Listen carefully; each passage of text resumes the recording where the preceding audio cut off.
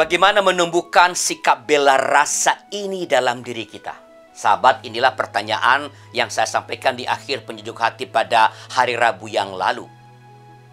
Hal pertama yang hendak saya tegaskan berkaitan dengan pertanyaan ini adalah bahwa sikap bela rasa ini sudah ada dalam diri kita. Iman kepada Tuhan Yesus mengokohkannya. Jadi, tidak ada orang yang tidak memiliki bela rasa atau belas kasih dalam dirinya. Persoalannya ialah apakah bela rasa dalam diri seseorang itu ia kuburkan atau ia tumbuhkan. Sekarang kita kembali pada pertanyaan kita. Bagaimana menumbuhkan sikap bela rasa itu? Nah, belajar dari Tuhan Yesus, maka bela rasa itu dimulai dari melihat.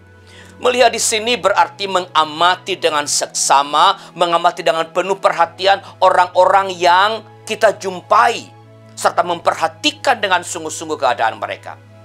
Ketika dalam Matius 9:35-38 dinyatakan bahwa Tuhan Yesus sampai mengetahui bahwa mereka adalah orang yang miskin, yang ditindas, yang terlantar, yang tak berdaya, maka kita dapat memastikan bahwa pengamatan yang dilakukan oleh Tuhan Yesus tidak mungkin terjadi hanya 1 atau 2 kali. Tuhan tentu telah mengamati mereka berkali-kali. Kita patut menduga bahwa Tuhan Yesus bercakap-cakap dengan mereka dan melalui percakapan itu ia menyimpulkan keadaan mereka seperti apa. Di dalam Matius 9 ayat 35-38 dicatat bahwa pengamatan itu terjadi setelah Tuhan Yesus berkeliling ke semua kota dan desa. Demikianlah Yesus berkeliling ke semua kota dan desa. Ia mengajar dalam rumah-rumah ibadat dan memberitakan Injil Kerajaan Sorga serta melenyapkan segala penyakit dan kelemahan. Matius 9 ayat 35. Maka kalau kita mau menumbuhkan belas kasih atau bela rasa yang telah Tuhan berikan dalam diri kita, maka kita harus mulai belajar mengamati.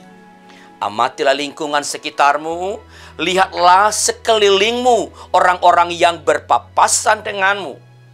Jangan biarkan mata hanya tertuju pada handphone saja.